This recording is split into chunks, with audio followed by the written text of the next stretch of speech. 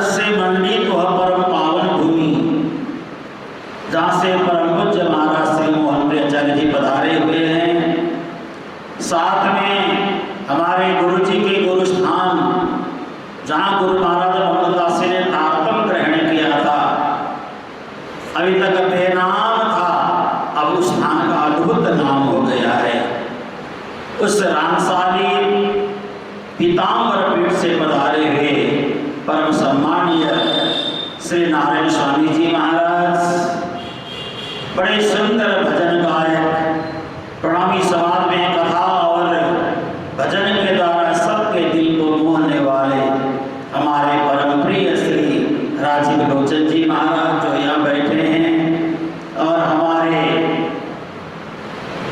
सभी कार्यक्रम की गतिविधि को विश्व में व्यापक बनाने वाले श्रवण प्रणामी जी, युवराज प्रणामी जी, सुखविंदर जी और आप सभी के पास जो निरंतर रहते हैं परम आदरणीय महाराज श्री जो यहाँ भी विद्यमान नहीं है, किसी काम से बाहर गए हैं, उनके सुपुत्र श्री अनिरुद्ध जी भंडारी यहाँ उपस्थित हैं।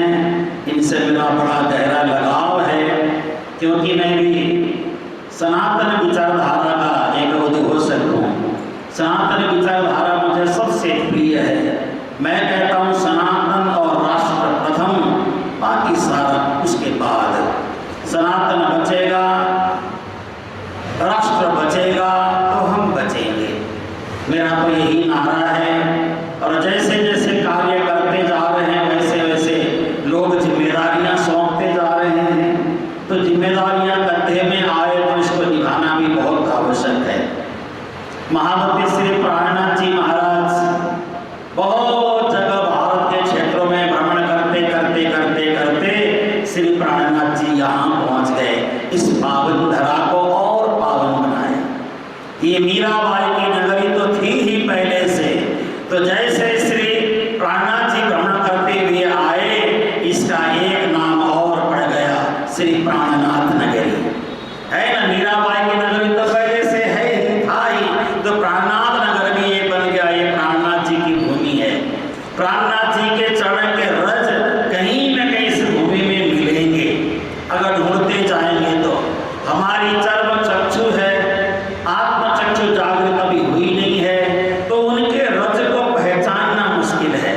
और प्राणनाथ जी के चरण रज में गुरु जी मंगलदास का चरण जब मिश्रित हो गया, दोनों के रज मिश्रित हो गए तो रज और ही पावन हो गया और पवित्र हो गया। तो उस रज से मंडित यह परम पावन भूमि है। और यहाँ बैठ करके जो धर्म का प्रचार, समाज का कार्य, समाज की सेवा जो करते हैं, वो तो उनकी तो बातें ही क्या कह सकते हैं। एक जगह बैठ करके भी खूब समाज का काम किया जा सकता है। मैं देख रहा था हमारे प्रेमानंद जी महाराज करके हैं श्रीधाम वृंदावन में, प्रणामी समाज में हमें 400 वर्ष व्यतीत हो गए।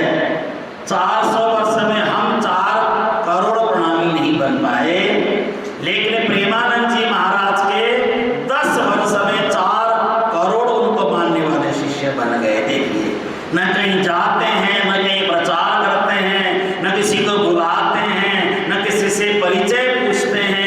एक जगह एक आसन में बैठ करके 4 करोड़ लोग आज उनसे जुड़ गए। एक ही जगह बैठ करके देखो, अगर हमारी भावना, हमारी श्रद्धा, हमारा लगाव, हमारी निष्ठा, हमारा समर्पण पूर्ण रूपेण परमात्मा के साथ हो जाए तो परमात्मा हमें हर पल साथ देते हैं।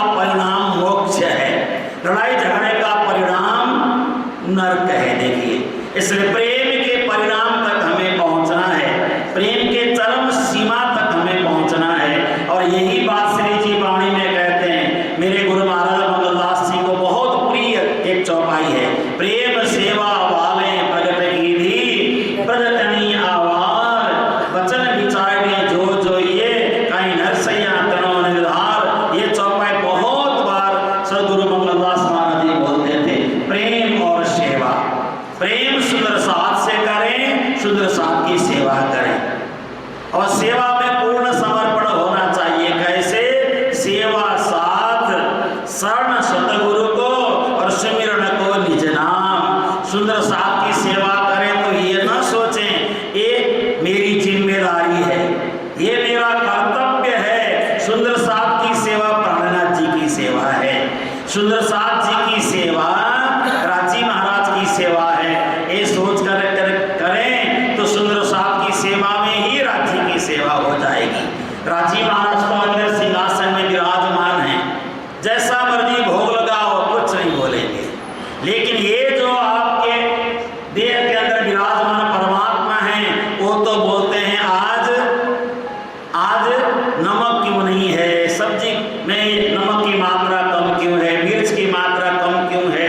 ये जैसे आपको पता है ना, श्री पांच नौतनपुरी धाम में हीरबाई को कहा करते थे, श्री कृष्ण जी आकर के कहा करते थे, आज फीकी खारी किन्न, आज फीकी क्यों है सब्जी, आज सब्जी में स्वाद कम क्यों है, आज नमक क्यों नहीं है। तो ऐसे सुंदर साथ के दिल से भाव जगे तो सुंदर साथ के अंदर ही तो राजी महाराज विराजमान है और कहीं नहीं है। श्री जी ने वाणी में कहा ना, मोमिन दिल अरस कहिया।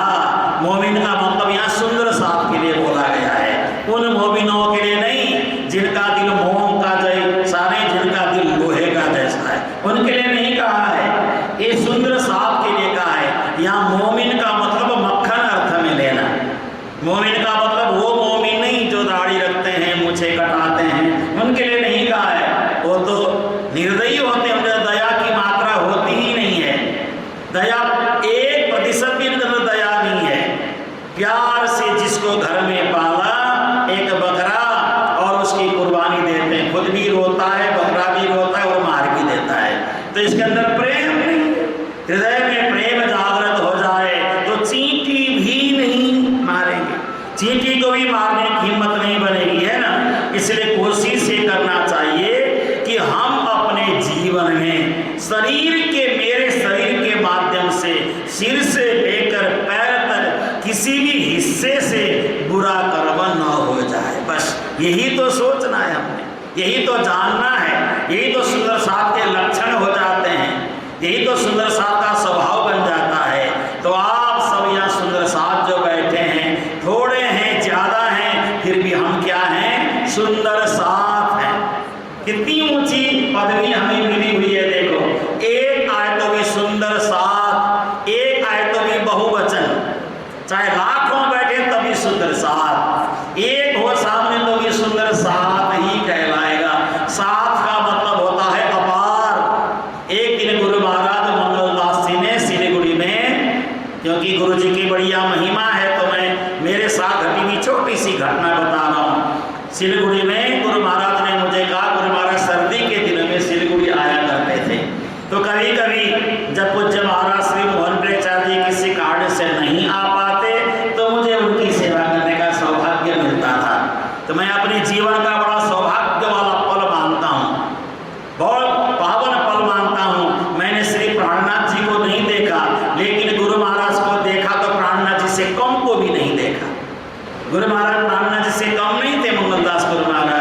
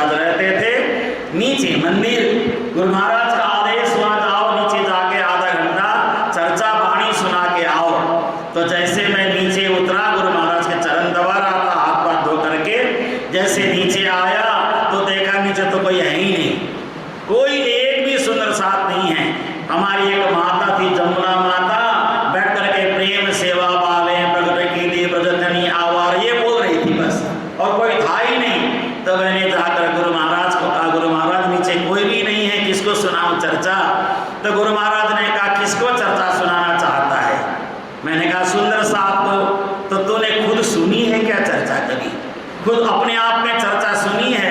मैंने कहा नहीं। तो किस किस को चर्चा सुनाएगा? सबसे पहले अपने शरीर के 5 तत्वों को चर्चा सुनाओ, क्योंकि 5 श्रोता बन गए ना। अपने शरीर में आकाश, वायु, अग्नि, जल, पृथ्वी, ये 5 तत्वों को चर्चा सुनाओ। उसके बाद फिर और श्रोता तुम्हें मिल जाएंगे, शब्द, स्पर्श, रूप, रस, गंध, 5 और मिल जाएंगे, उनको चर्चा सुनाओ, है ना।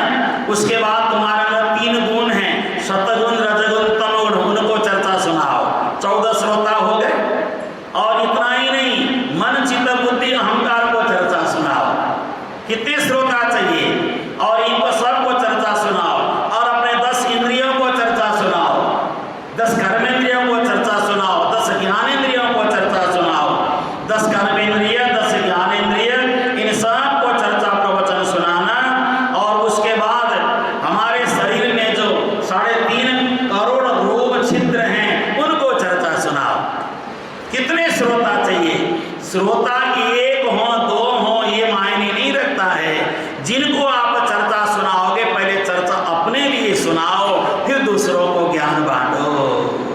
खुद पहले, है ना, खुद पहले चर्चा समझो, जानो, प्राणनाथ जी की बातों को समझो, फिर दूसरों को समझाना प्रारंभ करो। मैं तो बालक था, मेरी तो बुद्धि बड़ी अल्प थी, मुझे तो कोई समझ थी ही नहीं।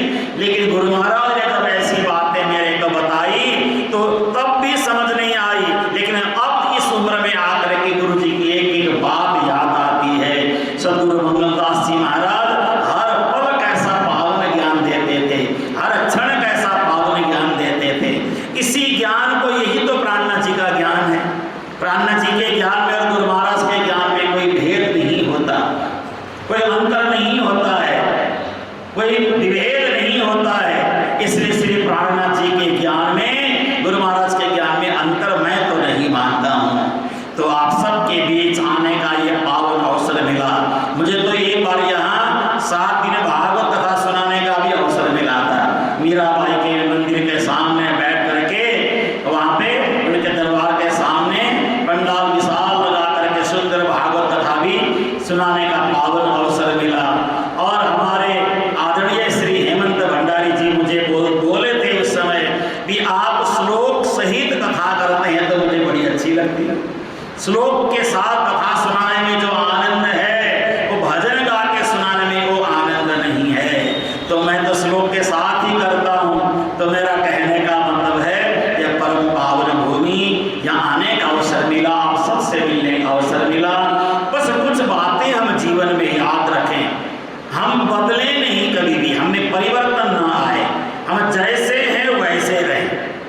हमें परिवर्तन आ गया तो नुकसान होगा, मेरे को नुकसान होगा, सबको नुकसान होगा, आप सबको नुकसान होगा।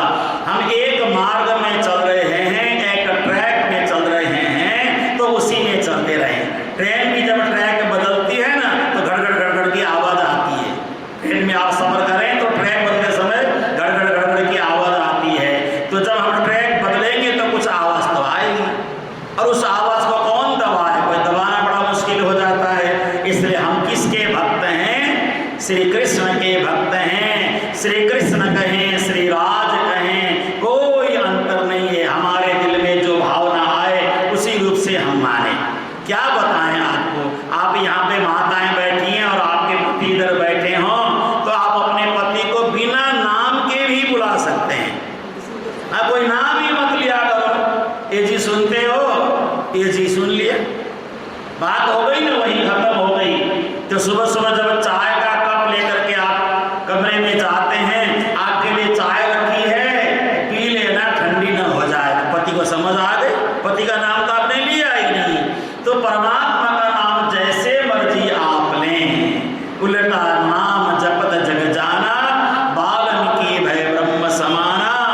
कृष्ण कृष्ण कृष्ण कृष्ण कृष्ण कहें, क्योंकि हम श्री कृष्ण के भक्त हैं, श्री कृष्ण के मार्ग के अनुयायी हैं।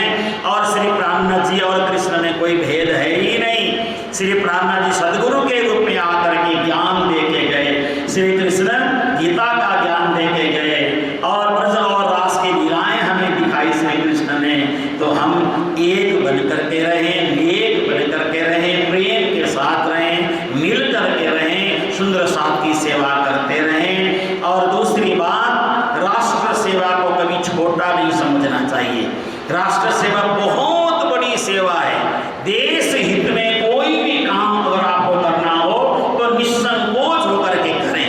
और आप सबसे निवेदन मैं करता हूँ, मैं जगह जगह ये लोगों को आह्वान करता हूँ, हम गौशाला नहीं खोल सकते, हमारे पास बेइंतहा पैसा नहीं है, तो हम एक काम कर सकते हैं। यहाँ तो मुझे जगह जगह दिख भी रहा था, अपने घर के सामने छोटी सी जगह बनाए सीमेंट का, थोड़ा पानी डाल दें, वहाँ गैया मैया आकर के पानी पी लेगी, थोड़ा चारा डाल दें, एक गाय रोज आपके पास आए और चारा और पानी लेकर के जाए, ये भी गौशाला खोलने जैसा ही लाभ आपके लिए होगा। तो गाय की सेवा करने के लिए कटिबद्ध हो जाए, गौ माता की सेवा करनी है। आज आपको पता है हमारे देश में प्रतिदिन 1 लाख गौवंश की हत्या हो रही है। 1 लाख गौवंश की हत्या प्रतिदिन हो रही है। इस तरह से गौवंश की हत्या होगी तो हमारा भी वंश समाप्त हो जाएगा। गौ हमारी माता है ना, माता के रूप में हम मानते हैं, है ना। और बैल को धर्म के रूप में मानते हैं, बैल धर्म का प्रतीक है तो गाय माँ का प्रतीक है। दोनों का सम्मान हमें करना चाहिए। ये छोटी सी बातें आप सभी के बीच रखते हुए यहाँ आने पर जो सुख की अनुभूति हुई और उस अनुभूति को जीवन भर ले करके आप सभी को प्रणाम करते हुए अपने शब्दों को विश्राम दे रहा हूँ। 1-2 जयकारे लगाएं। श्री कृष्ण चंद्र की। प्रभुदेव चंद्रम ब्रजे स्वरूपेण पुरापि जातं प्रविश्य प्राप्तं प्रिय प्राणनाथं परेश पूर्णं सततं नमामि। ब्रह्म प्रिया जागरणाय जात सर्वस्वपाता भव सिंधुत्राता विज्ञानदाता निज धर्मदाता दिनैक बंधो शरणं प्रपद्ये। मंगल कृष्ण प्रणाम है मंगल धर्म प्रकाश, मंगल सुंदर साथ है मंगल धाम उजास। मंगल सुंदर साथ है मंगल धाम उजास। बोलो वृंदावन बिहारी लाल की, श्री सद्गुरु महाराज की, श्री प्राणनाथ प्यारे की। मधुर मधुर नाम राज श्याम राज श्याम।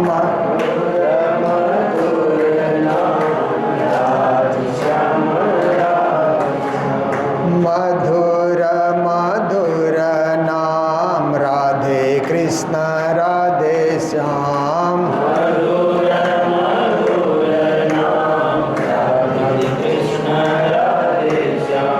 राधे कृष्ण राधे श्याम, जय राधे कृष्ण राधे श्याम।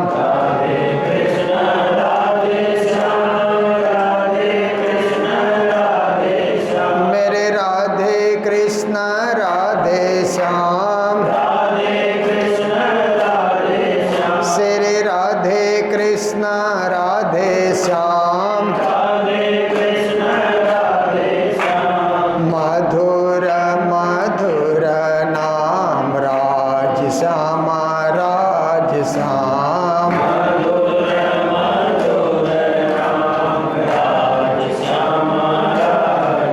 श्री राज श्याम राज श्याम।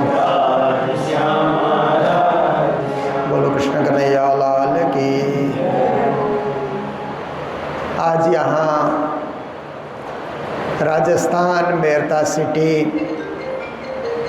श्री प्राणनाथ प्रणामी मंदिर, कृष्ण प्रणामी मंदिर में आने का और आप सबके दर्शन करने का परम सौभाग्य प्राप्त हुआ। ऐसे तो इस स्थान में गुरुजी मंगलदास जी महाराज के साथ प्रथम बार आने का मुझे मौका मिला था। उसके बाद इस स्थान को फिर से इसको नवीनीकरण करने में और फिर यहाँ अनेक बार पारायण हुए, बार बार आने का भी मुझे मौका मिलता रहा।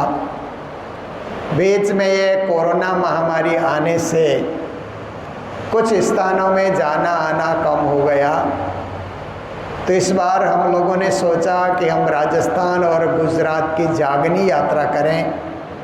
और सुंदर साथ को भक्तजनों को जागरूक करें कि धर्म क्या है और अध्यात्म क्या है, देश क्या है, राष्ट्र क्या है, मानवता क्या है, और हमें कैसे कुशल कर्म करके जीवन को सुखद और सुंदर बनाना चाहिए। इसी भाव को लेकर के हम लोग यात्रा में हैं। और हमारे संत गुरुजन जिनका परिचय आपको मिल चुका है, आदरणीय श्री श्यामानंद जी महाराज, आदरणीय श्री नारायण स्वामी जी महाराज, आदरणीय राजीव लोचन जी, और हमारे अत्यंत प्रिय श्री अनिरुद्ध जी, और हमारे साथ आए हुए श्रवण जी, युवराज जी, सुखविंदर जी, हम लोग 7 जने इस यात्रा क्रम में आगे बढ़ रहे हैं। और आप सभी यहाँ के भक्तजन, माताएं, बहनें, सुंदर साथ जी, जो इस मंदिर से आप लोग जुड़ाव रखते हैं और श्रद्धा रखते हैं, भावना रखते हैं, उन सभी को प्रणाम करते हुए महामती प्राणनाथ जी जागनी यात्रा के दरमियान में 350 साल पूर्व गुजरात की सीमा छोड़ करके राजस्थान की सीमा में प्रवेश करते हुए मेड़ता आए हुए थे। तो उन्होंने यहाँ देखा कि एक तरफ 4 भुजानाथ मंदिर के द्वारा कृष्ण की भक्ति और चतुर्भुज स्वरूप श्री विष्णु भगवान की भक्ति चल रही है, और एक तरफ लाभानंद यति जी अपने तांत्रिक परंपराओं के द्वारा अपने शिक्षा प्रदान कर रहे हैं।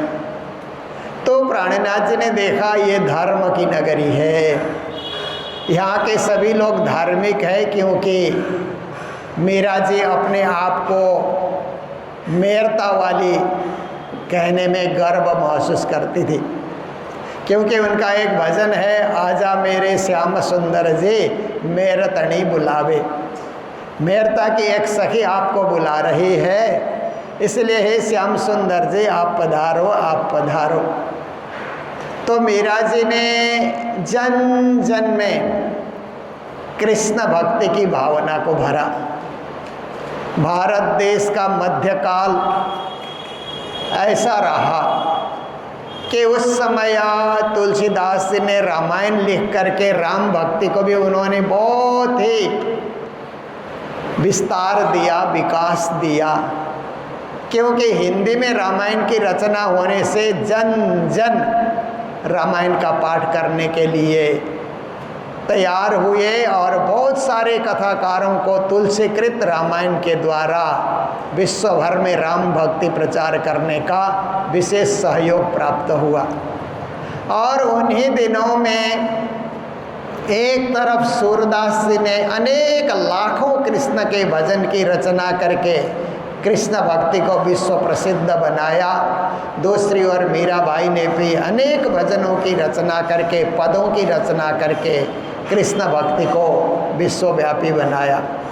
ऐसे समय में महामती प्राणनाथ जी भी उसी कृष्ण भक्ति से जुड़ाव रखते हुए, कृष्ण महामंत्र का जप करते हुए, जिसे तारतम महामंत्र, निज नाम महामंत्र कहा जाता है, उसका प्रचार प्रसार और विस्तार करते हुए यहाँ पर आए।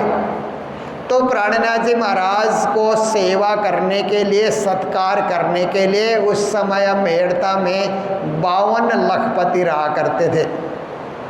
और क्योंकि ये व्यापार का केंद्र था राजस्थान में, यहाँ से क्या काफ़ी व्यापार होता था, तो अग्रवाल समाज से राजाराम जी और माहेश्वरी समाज से झांझन जी, 2 सुप्रसिद्ध व्यापारी महामती प्राणनाथ जी के स्वागत के लिए, सत्कार के लिए खड़े हुए।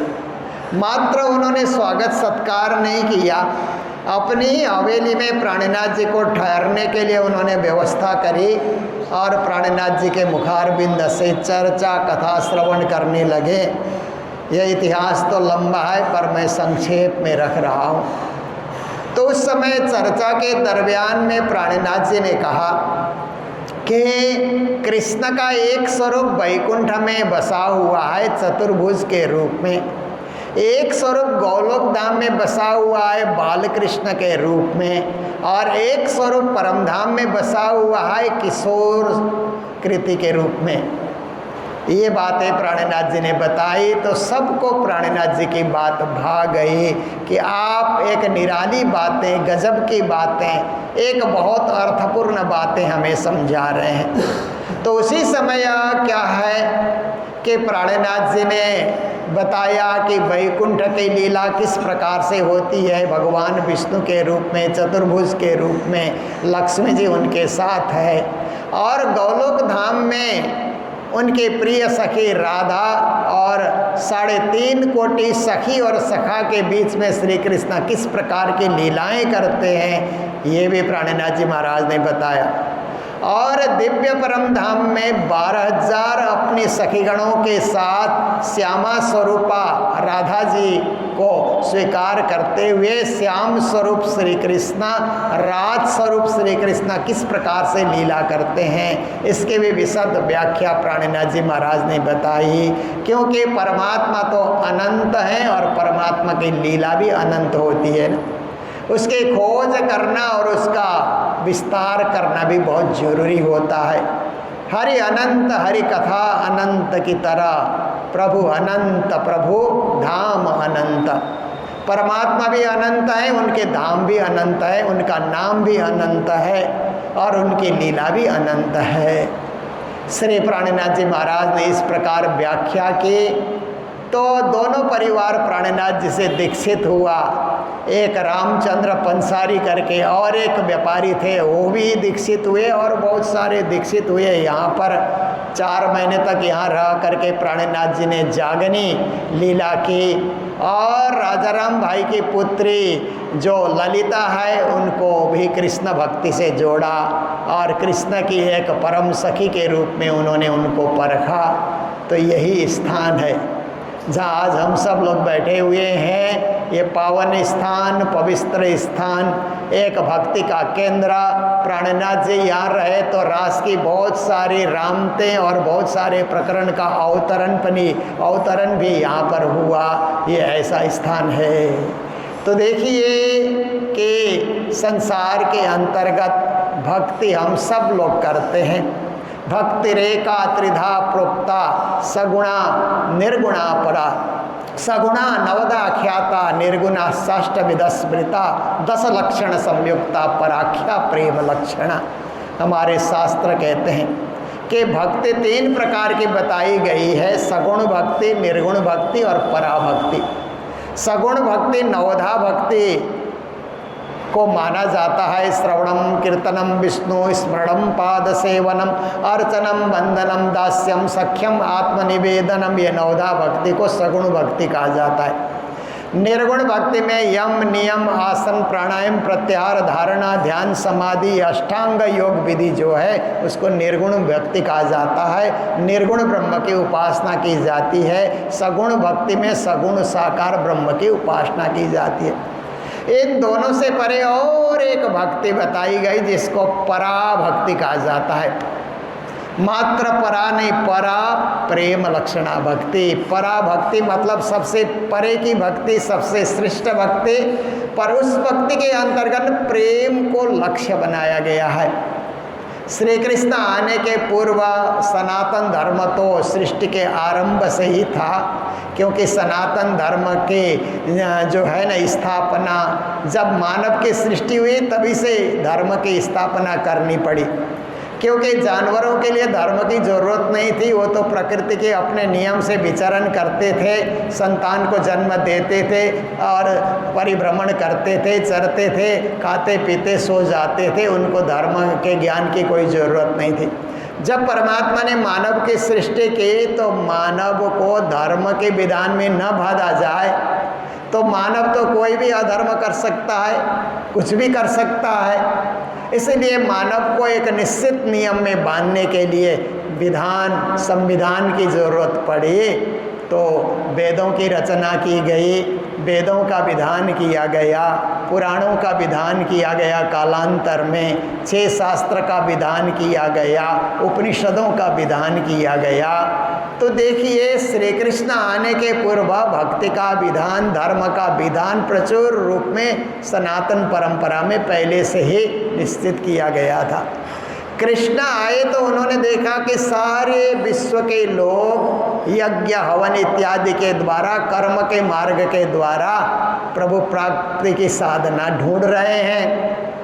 दूसरा एक ऐसा वर्ग है व्रत तीर्थ उपासना, अनेक पर्वों में भूखे रह करके, प्यासे रह करके परमात्मा की प्राप्ति और मोक्ष प्राप्ति की आराधना करना, उसको उपासना कहा जाता है। उसमें भी बहुत सारे विश्व के लोग जुटे हुए हैं। फिर कुछ लोग ये क्या है कि योग विद्या के द्वारा परमात्मा से संयोग स्थापित करने के लिए आसन प्राणायाम इत्यादि की साधना कर रहे हैं। और कुछ लोग ज्ञान चर्चा करते हुए अनेक कथाओं के माध्यम से भक्तजन को ज्ञान से अभिभूत कर रहे हैं, शिक्षित कर रहे हैं, दीक्षित कर रहे हैं। कृष्ण ने देखा कि एक मार्ग अभी छूट गया है, एक मार्ग सनातन परंपरा में और जोड़ने की आवश्यकता है, वो है भक्ति का मार्ग। भक्ति के मार्ग में भी प्रेम लक्षणा भक्ति को जोड़ दिया जाए तो मार्ग सरल होगा, सुगम होगा, बहुजन हिताय बहुजन सुखाय होगा। ये सोच करके कृष्ण ने ब्रज की गोपियों को प्रेम का मार्ग, भक्ति का मार्ग, समर्पण का मार्ग श्री कृष्ण ने प्रदान किया, जो विश्व में एक सर्वश्रेष्ठ मार्ग के रूप में माना जाने लगा। क्योंकि ब्रज की गोपियों ने उस मार्ग में चल करके ऐसी निष्ठा उन्होंने उपस्थित कर दी कि आज विश्व में भक्ति की आचार्य के रूप में ब्रज की गोपियां मानी जाती है। और बड़े बड़े प्रकांड भागवत के कथाकार भी गोपी गीत गाते हुए रोते नजर आते हैं, क्योंकि गोपियों के समान विश्व ब्रह्मांड में भक्ति करने वाली या भक्ति करने का कोई वर्ग आज तक जन्मा नहीं। ये गोपियों की भक्ति एक अपूर्व भक्ति थी, अद्वितीय भक्ति थी और दुनिया के लिए एक एग्जाम्पल देने जैसी वो भक्ति थी। तो ऐसी भक्ति का श्री कृष्ण ने शिक्षा गोपियों को दी। कृष्ण की शिक्षा से ही गोपियाँ उस मार्ग में लगी। ऐसे तो गोपियाँ श्री कृष्ण की परम धाम की सखियाँ थी, पर दुनिया के लोगों को भी ये शिक्षा देने के लिए ब्रज में ये लीला की गई। तो ये ब्रज की भक्ति और रास की भक्ति को फिर से वो पराप्रेम लक्षणा भक्ति और परम धाम की भक्ति को फिर से प्रकट करने के लिए सदगुरु श्री देवचंद्र जी महाराज आए और गुजरात के जामनगर में प्रेम सेवा बाले प्रकट की धी ब्रजतणी आवार बचन विचारी जो ये कहीं नरसैया तणा निर्धार। उन्होंने प्रेम सेवा की भक्ति फिर से दोबारा उन्होंने गोपियों की भक्ति, गोपियों की पराकाष्ठा, ये उन्होंने वहाँ समझाना प्रारंभ किया। फिर उसी को प्राणनाथ जी ने लिपिबद्ध करते हुए, वाणी में अवतरण करते हुए देश विदेश परिभ्रमण करके परा प्रेम लक्षणा भक्ति का प्रचार प्रसार किया, व्यापक बनाया, विस्तृत बनाया उसको। इसी यात्रा क्रम में प्राणनाथ जी यहाँ आए थे। यहाँ से तो मथुरा चले गए, वृंदावन चले गए। प्राणनाथ जी की ऐसी विशेषता रहे कि मथुरा वृंदावन तो बाद में प्राणनाथ जी पधारे। यहाँ आने से पहले ही गोकुल की लीला कैसी होती थी, कितनी वहाँ पर बस्तियाँ बनी हुई थी, वहाँ की गलियाँ कैसी थी, गाय कैसे चरती थी, यमुना किनार का उस स्वरूप कैसा था उस समय, गोपियाँ कैसे होली में ढोल बजाती थी, नाचती थी, गाती थी, दिवाली पर्व कैसे मनाती थी, सारा कुछ अपने वाणी में। और कृष्ण के मामा लोगों का गांव किधर था और नंद बाबा का घर कहाँ था, वृषभान कहाँ रहते थे और जो उपनंद वगैरह कहाँ कहाँ रहते थे, सारा उन्होंने वाणी में व्यक्त किया था। जब चल करके खुद देखने के लिए आए तो उनको बड़ा आनंद आया कि जो मेरे द्वारा जो प्रणयन हुआ वाणी का, वो साक्षात यहाँ उसी रूप में मुझे देखने का मौका मिल रहा है।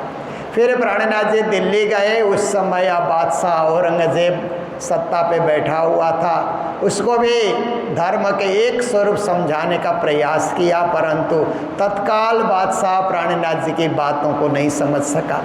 हरिद्वार में जाकर के सभी हिंदू सनातन परंपरा के संतों को उन्होंने एकत्रित करके धर्म चर्चा की। उसके बाद उन सबको उन्होंने आह्वान किया था कि हम सब मिल करके क्या करें कि मुग़ल सत्ता को यहाँ से भगाएं, हटाएं और फिर से सनातन सत्ता कायम हो जाए, हमारे राजा महाराजा फिर से यहाँ चक्रवर्ती राजा बन करके राज करें। ये मुग़लों को यहाँ जो है ये बाहर देश से आए हैं और हमारी संस्कृति को नष्ट कर रहे हैं, इनको यहाँ से भगाना चाहिए। पर सारा हिंदू समाज एकजुट नहीं हो सका। प्राणनाथ जी ने ललकारा, राजाओं को, वहाँ के गुरुओं को, आचार्यों को, सन्यासियों को, सबको ललकारा। फिर उसी अपने उद्देश्य की पूर्ति के लिए वो पन्ना पहुँचे, राजा छत्रसाल को जगाया, तब प्राणनाथ जी का उद्देश्य साकार होता है। क्योंकि संत और महात्मा जो प्रचार करते हैं सीमित परिधि में प्रचार करते हैं, पर राजा ही भक्त बन करके प्रचार करने लग जाए तो परिधि असीम हो जाती है और उसकी व्यापकता कहीं ज़्यादा हो जाती है। आप देखिए, बौद्ध धर्म का प्रचार बौद्ध भिक्षु लोग कर रहे थे, परंतु एक सीमित दायरे में वो लोग कर रहे थे। पर जब अशोक ने जब बुद्ध धर्म को अपनाया और सारे भिक्षुओं को, किसी को चीन भेज दिया, किसी को श्रीलंका भेज दिया, किसी को अफगानिस्तान भेज दिया और विदेशों में उन्होंने भेजना प्रारंभ किया, तो ये बौद्ध धर्म विश्वव्यापक बन गया। ऐसे ही राजा छत्रसाल जग करके जगह जगह प्रचारकों को भेजेंगे तो व्यापक रूप से ये कृष्ण प्रणामी, कृष्ण भक्ति का भी विस्तार होगा, समाज भी संगठित होगा, सबकी जागनी होगी, सब परमपद और परमधाम के उपासना में संलग्न होंगे। ये ध्येय करके छत्रसाल को भी उन्होंने शिक्षा दी। छत्रसाल जी ने देश की स्वतंत्रता के लिए लड़ते हुए उन्होंने प्राणनाथ जी के विचारों को भी व्यापक प्रचार प्रसार किया। आज पूरे भारत में और विदेशों में भी ये कृष्ण भक्ति सर्वत्र व्यापक हो रही है। तो ऐसे महान बुद्धि के सागर, महान ज्ञान के सागर महामती प्राणनाथ जी महाराज को भी हम याद करते रहते हैं और उनकी चौपाइयों, उनकी वाणियों का अध्ययन करते रहते हैं। और साक्षात परब्रह्म श्री कृष्ण ने किस प्रकार से उस दिव्य परम धाम में उन्होंने लीला करके जगत वालों को भी उस लीला का अनुभव करने का अवसर, जानने का और समझने का अवसर रसरास के माध्यम से उन्होंने प्रस्तुत किया। ये भी एक गहन पक्ष है, महान पक्ष है, सारगर्भित पक्ष है और समझने का पक्ष है। तो ऐसे हर एक पक्ष को हम लोगों को समझना है, क्योंकि धर्म शिक्षा का कोई अंत नहीं होता है। स्कूली शिक्षा का अंत हो जाता है, लोग MA PhD करते हैं तो आगे पढ़ने के लिए कुछ शेष नहीं रह जाता है, पढ़ाई पूरी हो जाती है, डिग्रियां मिल जाती है। पर धर्म शिक्षा लेने के लिए कोई अंत नहीं है। ज्ञातव्यम नावशिष्यते कहते हैं, ज्ञान का कोई अंत होता ही नहीं है। पढ़ते रहो, सीखते रहो, जानते रहो, समझते रहो, विचारवान बनते रहो। शास्त्रों में क्या लिखा है, गुरुओं लोग का क्या उपदेश है और हमारी आत्मा क्या अनुभव करती है, वही धर्म का यथार्थ स्वरूप होता है। तो आप सभी लोग यहाँ मंदिर में आते हैं और जब से ये मंदिर प्रारंभ हुआ तो गुरु महाराज ने श्री हेमंत भंडारी जी को कहा कि आप व्यापार बिजनेस छोड़ करके इस मंदिर की सुरक्षा करो और यहाँ से धर्म का प्रचार करो, जागनी करो। उनको आदेश दिया और वो इस मंदिर में आकर के आप सबको ब्रह्म ज्ञान की शिक्षा देने लगे। और उनकी अंगना के रूप में लीला जी भी उसी तरह समर्पित होकर के इसी जो परंपरा को आगे बढ़ाने में एक सहधर्मिणी बन करके, सहयोगी बन करके लगी रही। और उनके पुत्र अनिरुद्ध जी भी बचपन से ही ये अध्ययन करके कथा प्रवचन आदि में संलग्न हो करके इस कार्य को आगे बढ़ा रहे हैं। तो परिवार के सभी सदस्य, कोई परिवार में ऐसा नहीं होता कि सभी सदस्य एक ही मार्ग पे चलें। कई लोग तो अपने बिजनेस में और अपने धंधा बढ़ाने में, देश विदेश जाने में ज़्यादा खुश होते हैं, परंतु इस परिवार में गुरुजी मंगलदास जी की विशेष कृपा है।